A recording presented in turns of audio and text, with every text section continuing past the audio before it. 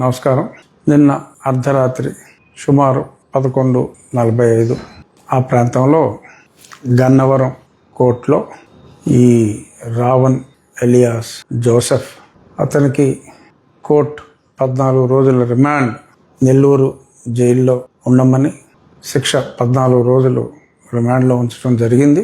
గత 4 రోజులుగా రకరకాల పోలీస్ స్టేషన్లలో రకరకాల కోర్టుల్లో ప్రవేశపెట్టడం, ఆ ప్రహసనం అంతా కూడా మనం చూసాం. ఎట్టకేలకు గతంలో రావణ్ మాట్లాడిన ఎక్స్ట్రీమిస్ట్ ఏజెన్సీస్ గురించి వారికి సంపూర్ణ మద్దతు తెలియజేస్తూ అతను మాట్లాడిన ఆ వీడియోలు కొందరు చూసి దానిపైన కంప్లైంట్ ఇచ్చిన దరిమిలా ఈ చర్య తీసుకోవడం జరిగింది. గతంలో కూడా ఒకసారి చెప్పా, మళ్ళీ రిపీట్ చేస్తున్నా. నేను 4 సంవత్సరాల పాటు అప్పటి ముఖ్యమంత్రి జగన్మోహన్ రెడ్డి గారిపై ఎడతెరిపి లేకుండా ప్రతిరోజు మీడియాలో మాట్లాడినప్పటికీ కూడా ఏ రోజు కూడా నేను సభ్యత సంస్కారం లేకుండా ఏ రోజు నేను మాట్లాడటం అన్నది జరగలేదు. అయినప్పటికీ కూడా అతను జగన్మోహన్ రెడ్డి గారు కలత చెంది రాజద్రోహం కేసు ఆ తర్వాత కోర్టు తీసేసింది. యూఏపీఏ వచ్చింది.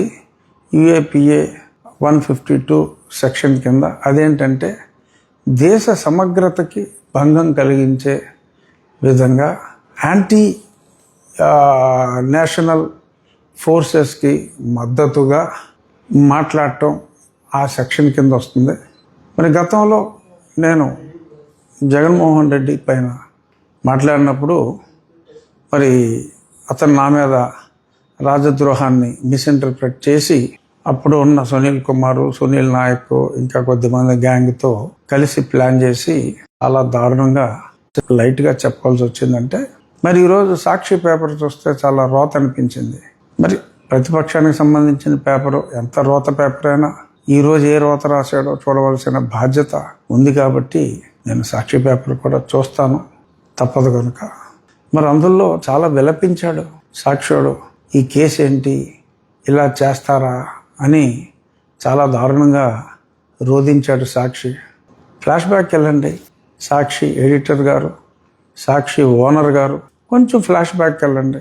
ఆ రోజు నా మాట్లాడాను. అయినా సెడిషన్ అని ఉండేది అప్పట్లో, తర్వాత దాన్ని తీసివేయటం జరిగింది.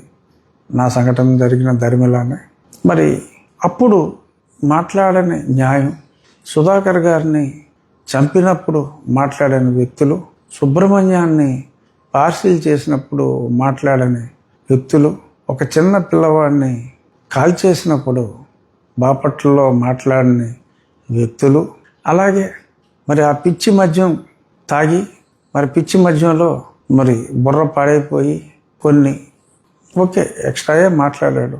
అతన్ని 24 గంటల్లో శవాన్ని చేసినప్పుడు మాట్లాడని ఈ ప్రజాస్వామ్యవాదులు ఇప్పుడు సడన్గా రోడ్లెక్కి గొంతు చించుకోవటం చాలా ఆశ్చర్యం అనిపించింది. ఇటువంటి ఈ కేసుని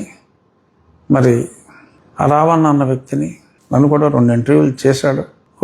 ఆ ఇంటర్వ్యూల వరకు కొంత సభ్యత సంస్కారాలతోనే నడిచాయి.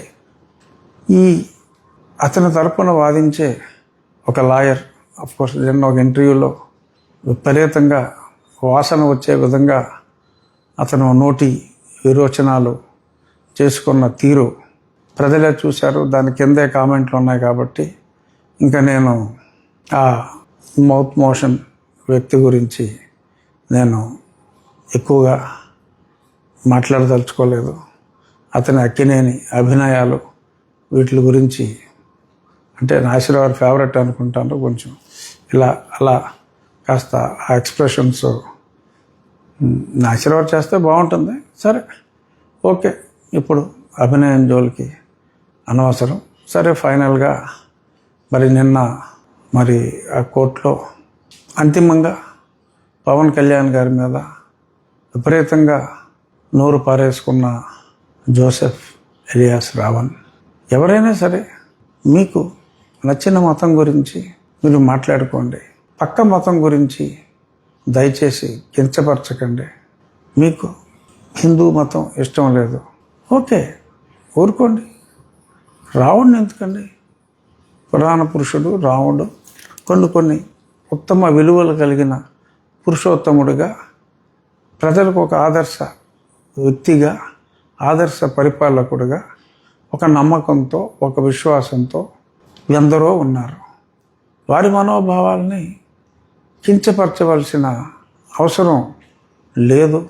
సనాతనం అంటే దానికి ఒక విపరీతమైన అర్థం చెప్పి ఇలా మరి విచ్చలవిడిగా నేను దేశభక్తుడిని కాదు, నాకు దేశభక్తి లేదు, ఐఆమ్ అండర్లైనింగ్, మీరు సరిగ్గానే విన్నారు అనే మాటలో అది మంచిది కాదు.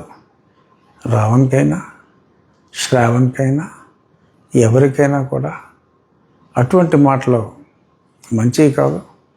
నిన్న శ్రావణ్ కుమార్ ప్రజల్లో నేను ఏనాడు అనని మాటలు అన్నట్టుగా 3 మేకులు 2 చెక్కలు దేవుడిగా జీసస్ క్రైస్ట్ని నేను అభివర్ణించినట్టుగా దుష్ప్రచారం అతను చేస్తున్నాడు. భగవంతుని సాక్షిగా నేను అటువంటి మాటలు మాట్లాడలేదు. నేను మాట్లాడింది నా వెన్నంటి వచ్చిన ఒక జన సైనికునికి నుదుటిపై మేకు, ఒక చెక్కకి మేకు పెట్టి నుదుటిపై దగ్గొడితే ఈ మేకులు కొట్టడం ఏంటి అని నేను మాట్లాడా. అది కూడా కత్తితో పడటం చూసాం, చాకుతో పడటం చూసాం. ఈ మేకుతో నవరగంత మీద కొట్టడం ఏంటి, ఈ మేకేంటి అని నేను ఆ ఇన్సిడెంట్ని నేను ప్రశ్నిస్తే దాన్ని దేవుడికి అన్వయించి మరి మాట్లాడారు. నేను సరే 2-3 సార్లు క్లారిఫై చేశా. కానీ కొంతమంది సీనియర్ జర్నలిస్టులు కూడా ఈ ఇష్యూ గురించి రఘురామకృష్ణరాజు జీసస్ క్రైస్ట్ని అలా మేకుల దేవుడు, చెక్కల దేవుడు అని అనకుండా ఉండవలసింది అని చెప్పి కొంతమంది సీనియర్ జర్నలిస్టులు కూడా మాట్లాడటం చూసి, ఓహో, ఈ విషయం ప్రజలకి చేరలేదా అనే విషయాన్ని నేను పూర్తిగా క్లారిఫై చేయటానికే ఈ చిన్న వీడియోని నేను టెలికాస్ట్ చేస్తున్నా. నాకు క్రైస్తవం అంటే గౌరవం, హిందూ మతం అంటే ప్రేమ, ఇస్లాం అంటే గౌరవం ఉన్నాయి. నేను ఎప్పుడూ ఏ మతాన్ని కించపరచను. రాజ్యాంగాన్ని గౌరవించమనే నేను చెప్తున్నాను. ఆ రాజ్యాంగం గురించి మాట్లాడితే నా నాలుగు కోసి, డిప్యూటీ స్పీకర్ నాలుగు కోసి డిప్యూటీ సీఎంకి పంపుతానని చెప్పి మాట్లాడిన మాటల్ని మరి ఖండించాలి, అటువంటి వారిపైన చర్య తీసుకోవాలి అని చెప్తే చర్య తీసుకునే దమ్ముందా చూద్దాం, రాష్ట్రం ఏమైపోతుందో చూద్దాం అని మరి రాష్ట్ర ప్రభుత్వాన్నే, శాంతి భద్రతలనే మరి సవాల్ చేస్తున్న ఆ వ్యక్తిని మరి చూస్తూ ఊరుకుంటారా లేక చర్యలు తీసుకుంటారా అనే దాని మీద నేను ఎక్కువగా మాట్లాడదలుచుకోలేదు. నేనైతే ఇవాళ కాకపోతే రేపు రావణ్కి 5 రోజులు పట్టింది, అలా శ్రావణ్కి 50 రోజులు పట్టవచ్చు. చూద్దాం. ప్రభుత్వాన్ని నమ్మిన వ్యక్తిని, పోలీస్ వ్యవస్థను నమ్మిన వ్యక్తిగా, ముఖ్యమంత్రి గారి సమర్థ నాయకత్వం మీద పూర్తి విశ్వాసం ఉన్న వ్యక్తిగా రాబోయే రోజుల్లో ఆలస్యం అయినప్పటికీ, ఎన్ని బెదిరింపులు ఇలా చెప్పి బెదిరించినప్పటికీ తప్పకుండా, నువ్వు ఎన్ని అబద్ధాలు నా మీద నోటుకొచ్చినట్టు వాగి ప్రచారం చేసినప్పటికీ, yes, I'm very sure in coming days justice would be done. Thank you.